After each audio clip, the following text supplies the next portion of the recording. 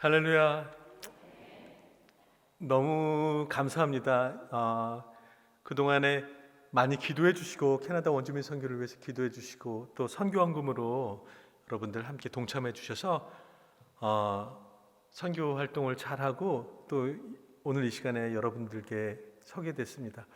제가 사진을 조금 준비해 왔는데요. 우선 먼저 사진 한번 보실까요? 선교 현장 사진 한번 보겠습니다. 여기는 제가 사역하는 케이프 브레튼이고요. 제가 풍경을 한번 담아와 봤습니다. 다음 사진도 여기는 폴로텍 보호구역, 제가 섬기고 있는 폴로텍 보호구역이고요. 마을 전경입니다.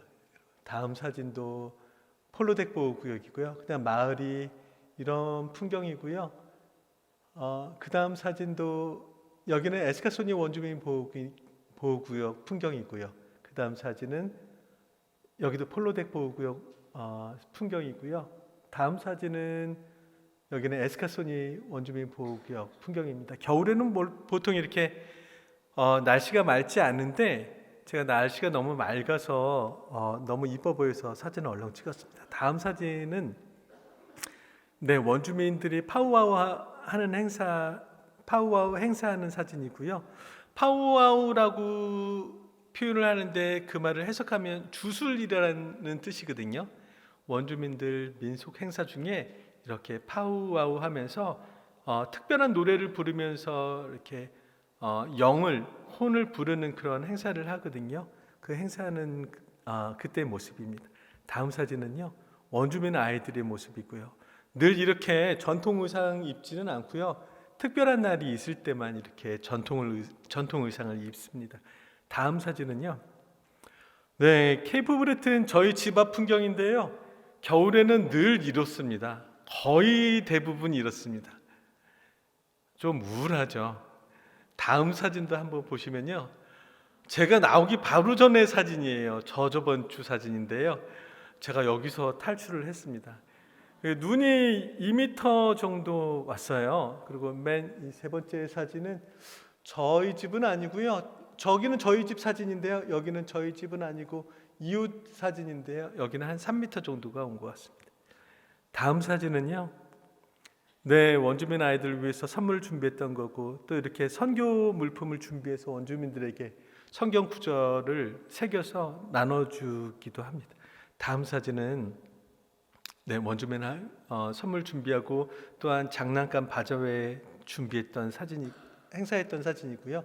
그 다음 사진은 결신자가 있었어요. 원주민 중에 예수님을 믿겠다고 결신했던 사람들의 집에 가서 이렇게 다른 원주민들이 해코지를 해놓은 사진입니다. 예수 믿는다고 이렇게 집을 다 부셔놨어요. 집 안을요. 다음 사진도 이렇게 해코지를 해놨더라고요. 다른 더 심한 사진이 사실은 많았는데요. 그냥 사람 분비물 같은 것들이라 보기 적합하지 않은 것 같아서 제가 사진을 담지는 않았습니다. 다음 사진을 한번 보시겠어요?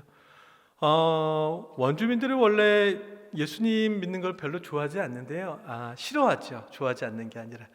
근데 어렵게 선교센터를 얻어서 낡은 건물에다가 얻어서 이렇게 열심히 꾸며서 밖에다가 전도 문구와 함께 현수막을 했는데요. 그게 싫어서 어느 원주민이 예수님 얼굴에다 이렇게 불을 질렀습니다. 그래서 불을 질렀는데 천장 쪽으로 타고 들어가서 마침 그때 보슬비가 내려서 밖은 그렇게 화재가 입지 않았는데 안쪽이 저렇게 모두 그 선교센터 안쪽이 모두 화재를 입었던 때의 사진입니다. 다음 사진은요. 화재를 입어서 제가 여기다가 트레일러 선교센터를 가져다 놨거든요. 이 트레일러 선교센터가 여러분들도 잘 느끼실지는 모르겠는데 가로가 거의 10m 정도 될 정도의 굉장히 큰 트레일러 선교센터인데요. 아무튼 화재로 인해서 갖다 놓게 되었습니다. 그 다음 사진은요. 그 트레일러 선교센터 앞에서 어린이들과 성경 공부하고 그걸로 이제 책 만들게 하는 사진입니다. 다음 사진은요. 원주민 신방 갔던 때 사진이고요. 다음 사진은 아까 트레일러 선교센터를 원주민 보호구역에다 놓고 명의 이전을 했던 때 그 서류의 사진입니다. 원주민 보호구역 안에는요, 외부인들의 그런 부동산이나 그에 준한 물건들이 들어올 수 없거든요. 그래서 원주민 명의로 이전이 돼야 되어서 그렇게 원주민 명의로 이전을 했던 그런 사진입니다. 다음 사진은 네, 원주민 신방감에서 제가 저렇게 신방용 물건들, 선교 물품들을 사갖고 갔던 사진이고요. 다음 사진은 가난한 원주민들 단기 선교 오신 팀들과 함께 연합 선교하면서요 집을 보수해주는 목공 선교하던 때 사진입니다. 다음 사진은요. 네, 선교센터 지금 선교센터로 사용하고 있는 곳인데요. 이번 여름에 2023년 여름에 단기 선교팀들이 오셔서 함께 여기를 잘 이쁘게 보수하는 그런 장면입니다. 다음 사진은요.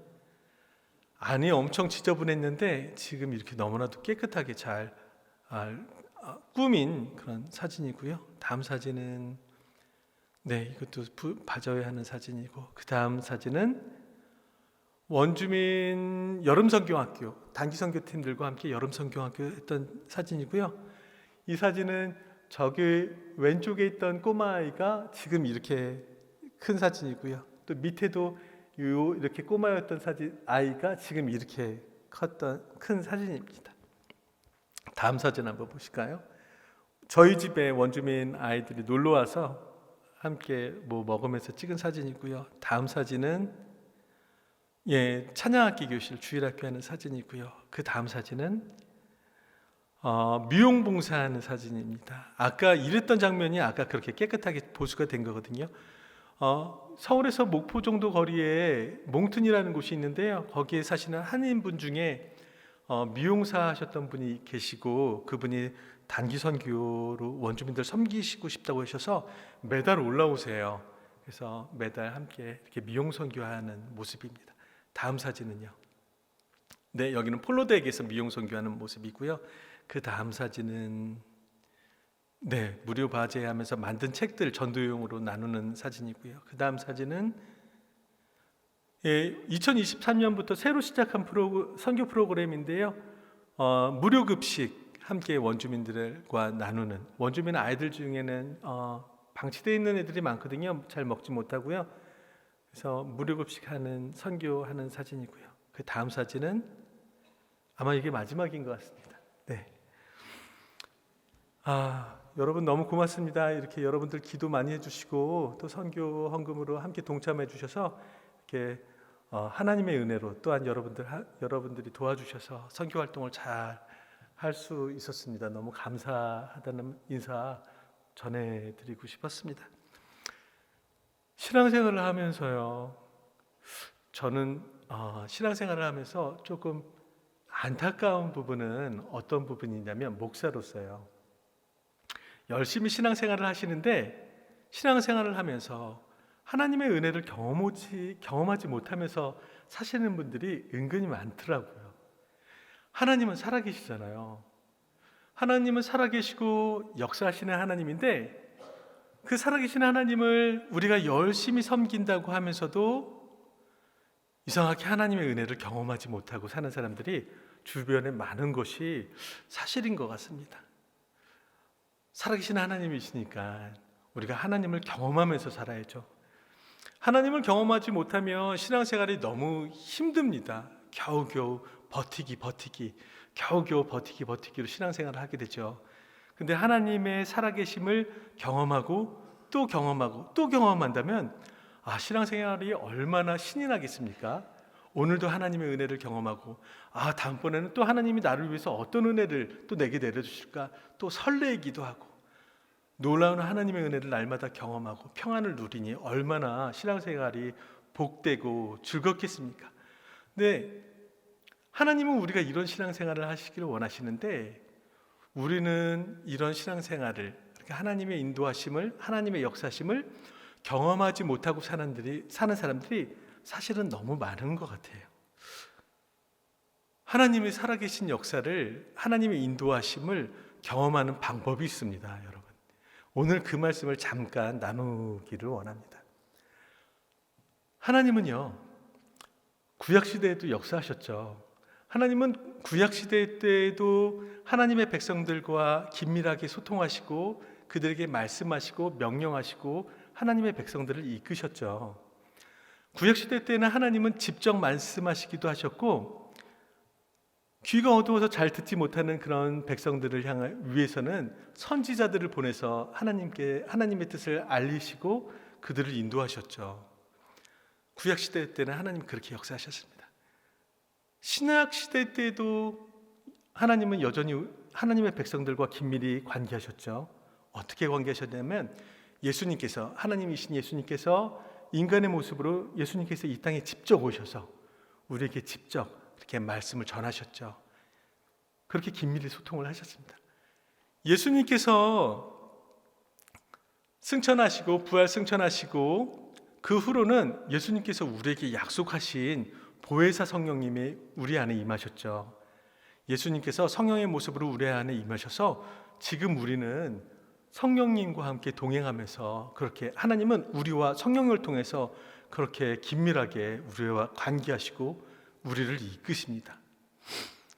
예전에는 하나님의 음성을 직접 듣거나 아니면 선지자를 통해서 들었다면, 또한 신약시대 때에는 예수님으로부터 직접 들었다면, 지금은 우리가 하나님의 말씀을, 하나님의 명령을 어떻게 듣게 되냐면요, 성령을 통해서 듣게 되는데요, 많은 사람들이 성령을 통해서 하나님의 음성을 듣는다, 하나님의 명령을 듣는다 라고 하면은 이렇게 육성으로 듣는다고 생각을 하세요. 근거나 어떻게 해라 라고 그렇게 우레와 같은 소리나 그런 육성으로 듣는다고 그런 걸 기대를 하세요. 그런데 하나님의 계획은 조금 다릅니다. 성경은 뭐라고 얘기하고 있냐면요, 고린도전서 3장 16절에 보면 너희가 하나님의 성전인 것과 하나님의 성령이 너희 안에 계신 것을 알지 못하느냐 라고 말씀하시잖아요. 그렇게 성경은 뭐라고 얘기하냐면요, 성령께서 우리 안에 계시대요. 물론 맞는 말씀이죠. 성령이 우리 안에 거하시죠. 그러면서 더불어서 뭐라고 말씀하시냐면요, 요한복음 14장 26절에 성령께서 모든 것을, 우리 안에 계신 성령께서 모든 것을 가르치시고 예수님께서 우리에게 하신 모든 말씀들을 생각나게 하실 것이다 라고 얘기하시거든요. 그러니까 많은 사람들이 하나님의 음성을 듣는다, 하나님의 명령을 받는다 라고 생각을 하면 이렇게 육성으로 듣는 것을 기대를 하지만 성경은 그렇게 가르치지는 않고 뭐라고 말씀하시냐면요, 우리 안에 계신 성령께서 생각나게 하는 방법으로, 나게 하는 방법으로 역사하신다고 그렇게 가르치고 있습니다.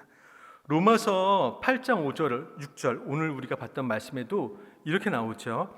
육신을 따르는 자는 육신의 일을, 영을 따르는 자는 영의 일을 생각하나니 육신의 생각은 사망이요 영의 생각은 생명과 평안이니라. 그러니까 영의 생각을 따라서 사는 사람이 하나님께서 우리를 위해서 준비해 주신 생명과 영생과 이 세상에서의 그런 평안한 삶을, 하나님께서 주시는 평안한 삶을 누리면서 살 수 있다고 그렇게 가르치고 있습니다.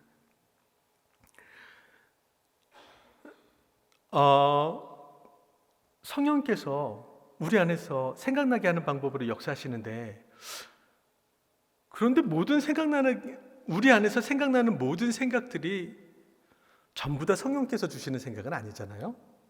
우리 안에 드는 모든 생각들이 사실 전부 다 성령께서 주시는 생각은 아닙니다. 내가 육신의 생각일 수도 있고요, 성령께서 주시는 생각일 수도 있고요, 아니면 사탄 마귀가 우리에게 주는 미혹해 하는 그런 생각일 수도 있지요. 그래서 우리는 분명히 반드시 분별을 해야 되는데, 내 안에 어떤 그런 생각이 성령께서 주시는 생각인지 육신의 생각인지 아니면 마귀가 주는 생각인지 분별하는 방법이 있습니다. 세 가지로 분별할 수 있는데요, 하나는 말씀을 통해서 분별하는 겁니다. 말씀은 하나님의 말씀 그 자체니까요. 말씀을 통해서 내 안에 주신 생각이 그것이 성령의 음성인지, 다른 말로 표현하면 성령의 감동인지 확인하는 방법은 말씀을 통해서, 그게 말씀에 합당한 이야기인지 분별을 하고요. 두 번째로는 어떻게 분별을 하냐면요, 그것이 하나님을 당연히 기쁘게 하는 일인지, 그러니까 내 안에 어떠한 감동이 있었는데 이게 정말 성령의 감동인지 성령의 음성인지 확인하는 방법은 내가 그렇게 그 감동에 따라 순종했을 때 하나님께서 당연히 기뻐하실 일인지 그 기준에 따라서 분별할 수 있고요. 나머지 세 번째는 어떻게 분별을 하냐면 모든 사람에게 은혜가 되는지, 모든 사람에게 은혜가 된다면 성령께서 주시는 그런 감동이 너무나도 분명합니다. 성령의 음성이, 하나님의 명령이 너무나도 분명합니다. 왜냐하면 말씀은 말씀 그 자체니까 너무나도 당연한 거고, 두 번째는 하나님을 기뻐하시게 하는 삶은 우리가 어떠한 감동을 받지 않았어도 공부를 해서라도 하나님을 기쁘시게 하는 삶을 살아야 되기 때문이죠. 그리고 세 번째로 모든 사람에게 은혜가 되는 삶도 그렇습니다.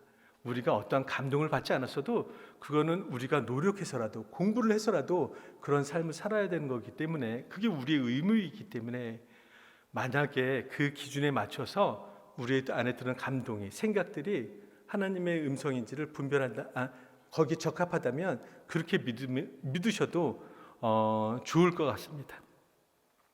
제가 이 이야기를 제가 원주민 선교 가기 전에 고아원 원목실에서 담임을 했었거든요. 이야기를 아이들에게 나누면서 아이들과 함께 우리가 하나님의 음성을 따르는 삶, 성령의 감동을 발견하고 하나님의 역사하심을 경험하는 삶을 사는 훈련을 했습니다. 제가 아이들에게 첫 번째로 말씀을 통해서 성령의 감동, 하나님의 음성을 들을 수 있다고 얘기를 하고, 두 번째 그렇게 가르쳤고, 두 번째로는 또한 기도를 통해서 성령의 감동을 받을 수 있다고, 하나님의 음성을 들을 수 있다고, 그리고 세 번째로는 상황 속에서 하나님의 음성을, 성령의 음성을 듣는다고 그렇게 가르쳤더니 은이라는 아이가 고3인데도 불구하고 기도하는 그 자리에 나왔어요. 금요 기도에 한동안 열심히 참석을 했습니다. 은희에 대해서 제가 배경을 잠깐만 설명을 하자면, 은희는 조금 의외로 태어나서부터 고아가 돼서 저희 보육원에 오는 게 아니고요. 나중에 중고등학교 시절 때, 사춘기 시절 때 자기 초등학교 동생을 손을 붙잡고 우리 보육원에 찾아온 아이거든요. 이유는 이렇습니다. 은희의 아버지가 알코올 중독자였거든요. 평상시에는 너무 괜찮으세요. 너무 괜찮으세요. 근데 술만 드시면 가족들을 그렇게 가족들에게 폭력을 그렇게 행사를 하시는 겁니다. 엄마는 오래전에 도망가셨고요. 어느 날은 은희가 맞든지 아니면 어느 날은 초등학교에는 은희 동생이 매를 맞든지 하는데, 그날은 은희 동생이 정말 심하게 술 취한 아버지로부터 구타를 받았다고 그래요. 계속 아버지가 심하게 초등학생인 동생을 때리다가 이 동생이 매를 맞다가 못해서 기절을 했대요. 그랬더니 아버지가 화장실에서 물을 바가지에다 퍼다가 그 초등학교 아이 얼굴에다 물을 뿌려서 기절한 아이를 다시 깨우더니 그 다음에 또 때렸다고 합니다. 그걸 보고 은희가 결심을 했대요. 나는 우리 아빠한테 이렇게 맞아 죽어도 상관없는데 내 동생만은 꼭 살려야 되겠다라는 그런 결심을 했대요.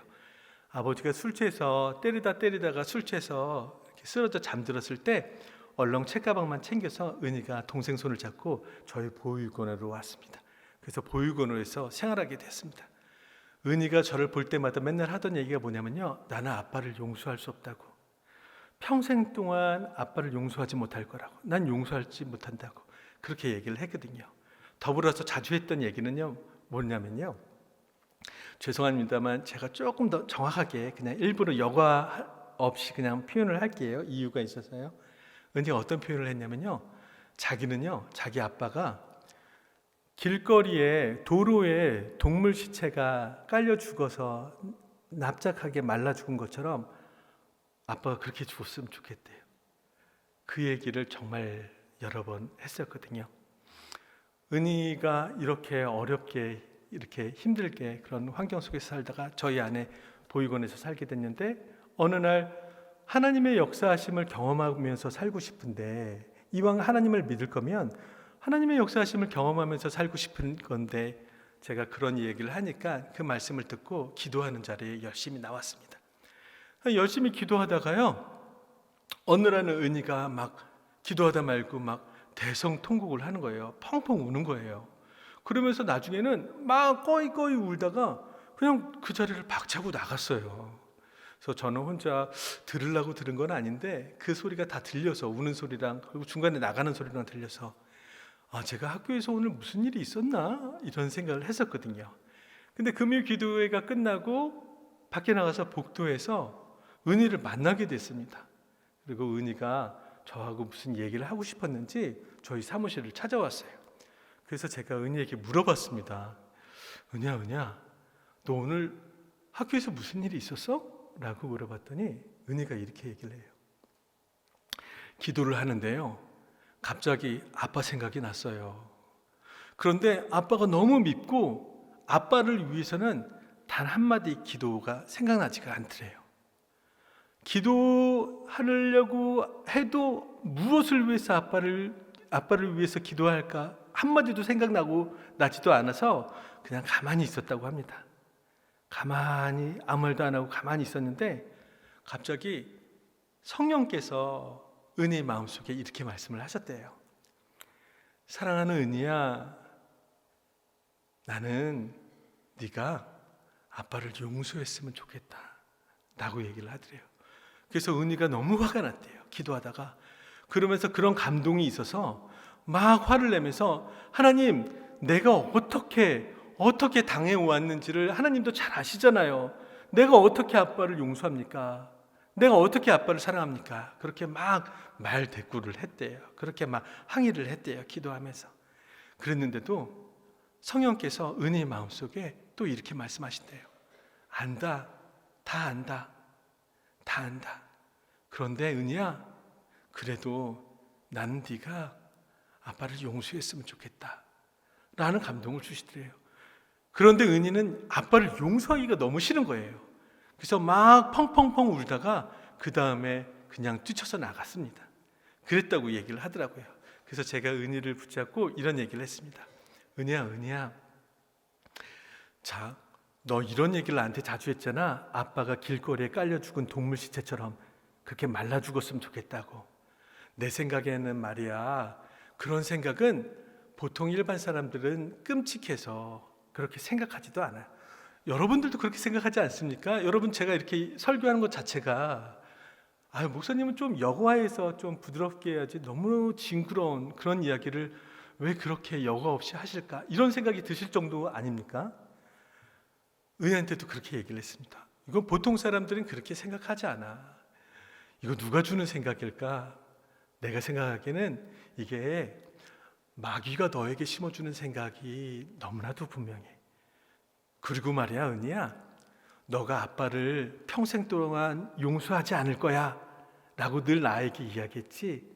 나는 그 말을 이해해. 그리고 모든 사람이 이해할 거야. 여러분도 이해하지 않습니까? 저도 그렇게 얘기를 했습니다. 모든 사람이 이해할 거야. 근데 나는 그게 너 안에서 너의 육신이 주는 생각이라고 나는 생각해. 그게 너의 육신이 주는 생각이라면, 그리고 마귀가 주는 생각은 그렇다면 그 모든 감정을 다 거스르면서 그 모든 감정을 다 이겨내면서 네 안에 어떠한 한 음성, 한 감동, 그게 있잖아. 그 아빠를 용서하라는 그 말씀, 그거는 하나님께서 너에게 주시는 성령의 감동이 분명하다고 나는 생각해. 은혜야, 너무 힘들겠지만 한 번만, 딱 한 번만 너가 순종해봐. 너가 너무 힘들다는 거 알아. 근데 너의 고집과 너의 감정을 단 한 번만 내려놓고 그 성령의 감동에 너가 한 번만 딱 순종해봐. 그리고 성령님께서 또 너에게 감동을 주실 거야. 그럼 한 번만 더 해봐. 그리고 또 성령님께서 너에게 감동을 주실 거야. 그렇게 한 번만 더 해봐. 그렇게 딱 10번만 해봐. 그리고 너의 뒤를 한번 돌아봐. 그러면 하나님께서 너의 길을 어떻게 이끄셨는지, 인도하셨는지 너는 아마 두 눈으로 확인하게 될 거야 라고 그렇게 얘기를 해줬습니다.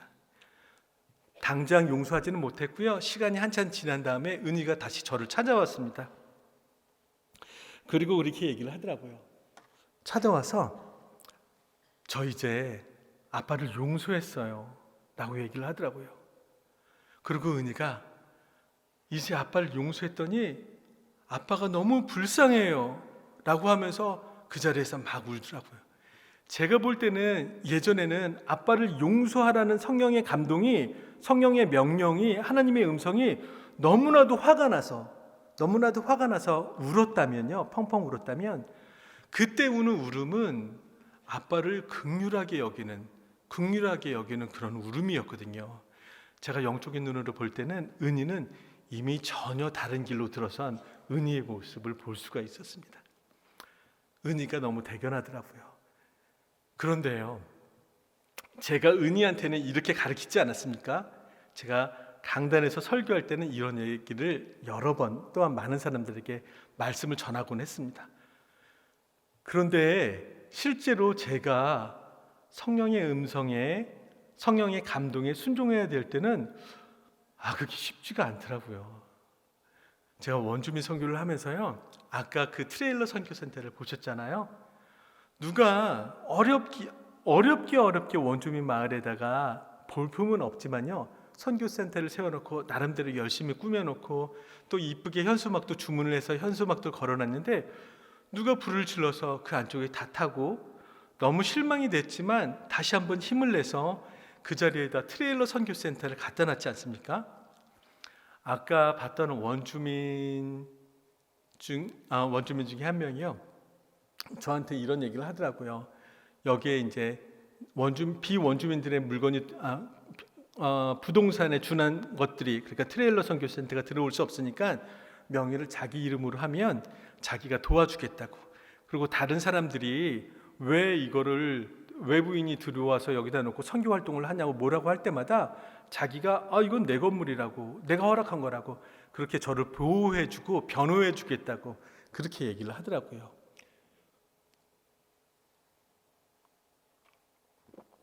너무 고마웠습니다. 그리고 그게 절차라는 것도 저는 너무 잘 알고 있었거든요. 그래서 사실 의심도 했지만, 조심스럽기도 했지만, 그럴 것밖에 방법이 없었기 때문에 명의를 이전하고 그 원주민 명의로 하고 그 원주민 땅에다 갖다 놨던 거거든요. 그랬더니 어느 날 제가 잠시 없던 사이에 그 원주민이 저 몰래 그 트레일러 선교센터를 팔아먹었더라고요. 그래갖고 그 트레일러 선교센터 자리에 선교 활동이 있는 그 시간에 가봤더니 그게 갑자기 사라진 거예요. 그 큰 트레일러 선교센터가요. 그리고 나중에 알게 됐는데 그 원주민이 그걸 팔아서 그 이익금을 자기가 챙겼더라고요. 그 원주민이 너무 미운 겁니다. 너무 밉고요. 정말로 그냥 솔직하게 말씀드려서 꼴도 보기 싫고 말도 섞기 싫더라고요. 그 원주민 선교 자체에 너무 낙심한 마음이 들고, 그렇게 마음이 너무 낙심하는 생각이 들었었습니다. 그런 때에 제가 평일날 말씀 묵상 시간에, 아침 말씀 묵상 시간에 어느 때와 같이 그렇게 말씀을 보고 있었는데요, 그날은 야고보서 말씀을 보고 있었을 때였습니다. 근데 야고보서 2장 19절 말씀이 저의 마음을 그날 딱 마음을 붙잡았어요. 어떤 말씀이냐면요, 내가 하나님은 한 분이신 줄로 믿느냐, 잘하는도다 귀신들도 믿고 떠느니라 라는 말씀이 있는 구절이거든요. 근데 평소처럼 말씀을 읽어내려가다가 이 말씀이 저의 마음을 딱 붙잡더라고요. 그러면서 마가복음 성경 말씀이 생각났습니다. 마가복음 1장 20절에 보면은 귀신이 예수님을 보고 이렇게 고백하는 장면이 나오거든요. 나사렛 예수여, 우리가 당신과 무슨 상관이 있나이까? 우리를 멸하러 왔나이까? 나는 당신이 누구인지를 아노니 하나님의 거룩한 자니이다 라고 고백을 합니다. 마가복음 5장 6절 7절에서도 군대 귀신이 예수님을 보고 이렇게 말을 하죠. 예수님을 보고 달려와 절하며 큰 소리로 부르짖어 이르되, 지극히 높으신 하나님의 아들 예수여, 나와 당신이 무슨 상관이 있나이까? 원하건대 하나님 앞에 맹세하고 나를 괴롭히지 마옵소서 라고 그렇게 말을 하는 게 생각이 나는 거예요. 그러면서 마가복음 2장 19절을 읽을 때 내가 하나님을 한 분이신 줄로 아느냐? 잘하는도다. 귀신들도 믿고 떠느니라. 그 말씀을 묵상하면서요, 어떤 생각이 드냐면, 하나님을 입술로는 고백하고 예수님을 그리스도라고 입술로는 고백하면서 실천하지 않는 믿음은 귀신 같은 믿음이구나 라는 생각이 들더라고요. 귀신들도 믿고 떨잖아요. 믿고 떨기까지 합니다. 귀신들도 고백해요. 나는 당신이 누군지 안다고, 하나님의 거룩하신 하나님의 아들이라고, 거룩하신 자라고 그렇게 입술로 고백을 합니다. 귀신들도요, 예수님 앞에 나와서 무릎을 꿇고 간구합니다. 나를 괴롭히지 말아달라고 그렇게 간구를 합니다. 귀신들도 알아요. 귀신도 알아요. 하나님의 아들인지 예수 그리스도를, 예수님을 압니다. 근데 입술로만 고백하는 것이 귀신들의 믿음이면, 우리와 다른 점은 우리는 예수님을 내 구주로 영접하고, 우리는 예수님을 내 주인으로 영접하고 예수님을 따르는 삶을 살지 않습니까? 그런데 귀신들은 예수님을 알아도, 하나님의 아들인지 알아도 예수님을 주인으로 영접하지 않고 따르지도 않죠. 근데 귀신들도 압니다. 그러면서 이 말씀을 보면서 순종이 없다면 귀신들과 무슨 믿음이 뭐가 다를까, 이런 생각이 들더라고요. 그때 마침요, 이 말씀을 읽고 이런 묵상을 하고 있을 때 그 트레일러 선교사한테를 팔아먹은 원주민 이름이 엘렌이거든요. 엘렌의 딸 제니한테서 연락이 왔습니다. 뭐라고 연락이 왔냐면요, 아빠가 심장마비로 갑자기 119에 실려갔다는 겁니다. 911에 실려갔다고 연락이 왔습니다. 다른 때 같았으면 열리를 제껴놓고 바로 그 병원으로 쫓아갔겠죠. 선교 이렇게 물품을 사들고 가서 위로하고 기도하고 그랬을 겁니다. 그런데요, 그런 일이 있고 나서 얼굴도 보기 싫고 말도 섞고 싶지도 않고 꼴도 보기 싫은 거예요. 그러니까 이 말씀을 묵상하고 순종이 없는 믿음은 귀신과 뭐가 다른가 라는 그런 묵상을 하고도, 그리고 그 연락을 받고도 가기가 싫더라고요. 너무가 가기 싫어서 머뭇거리고 있으니까 성령께서 저의 마음속에 어떠한 감동을 주시냐면, 어떠한 음성을 들려주시냐면요, 이렇게 말씀하시더라고요. 사랑하는 아들아, 네 믿음도 귀신 같은 믿음이냐? 라고 물어보시더라고요. 너무 깜짝 놀랐습니다. 그래서 제가 또 대답했습니다. 아니요, 순종해야죠. 순종하겠습니다 하고, 아까 사진에 보여주셨던 과일바구니와 함께 그렇게 신방을 갔던 때의 모습입니다. 여러분들, 하나님의 역사를 경험하는 방법이 있습니다. 말씀을 마치면서요, 다 까먹어도 딱 이거 하나만 우리 마음에 품고 돌아갔으면 좋겠는데요, 하나님의 역사하심을 경험하는 방법은요, 나의 고집과 나의 감정들을 잠깐 내려놓고요, 한 번만 순종해 보세요. 그러면 하나님께서, 성령님께서 또 감동을 주실 겁니다. 한 번만 더 순종해 보세요. 그러면 또 감동을 또 주실 거예요. 또 한 번만 더 순종해 보세요. 그렇게 한번 10번만 해보세요. 그렇게 한번 1년만 살아보시고요, 한번 뒤를 돌아보세요. 그러면 하나님께서 저와 여러분의 삶을 어떻게 놀랍게 이끄셨는지 여러분, 우리는 눈으로 확인하게 될 겁니다. 여러분, 그런 은혜를 누리시는 저와 여러분이 되기를, 선교지에서 그런 은혜를 늘 누리는 저가 되기를 여러분 기도해 주시고요, 또한 저도 여러분들 그런 은혜를 늘 누리면서 사시기를 저도 잊지 않고 기도하겠습니다. 하나님, 고맙습니다. 오늘 이 시간에 이렇게 함께 모여서 하나님의 말씀을 나누고, 또한 하나님의 역사심을 간절히 바라는 마음으로 함께 기도하고 계시니 주님, 너무나도 고맙습니다. 하나님, 때로는 우리 고집이 너무나도 강하고 우리 감정이 너무 앞서서 하나님께서 기뻐하시는 뜻인지를 알면서도 우리가 순종하지 못할 때가 너무나도 많습니다. 하나님, 우리가 겸손히 우리의 감정과 고집들 다 내려놓고 하나님 기뻐하시는 뜻을 우리가 늘 따르며 살아서 늘 하나님의 역사심을, 하나님께서 준비해 주신 예비하신 그 놀라운 은혜들을 평강들을 받아 누리는 저희들이 될 수 있도록 축복하여 주시고 인도하여 주시옵소서. 예수님 이름으로 기도드리옵나이다. 아멘.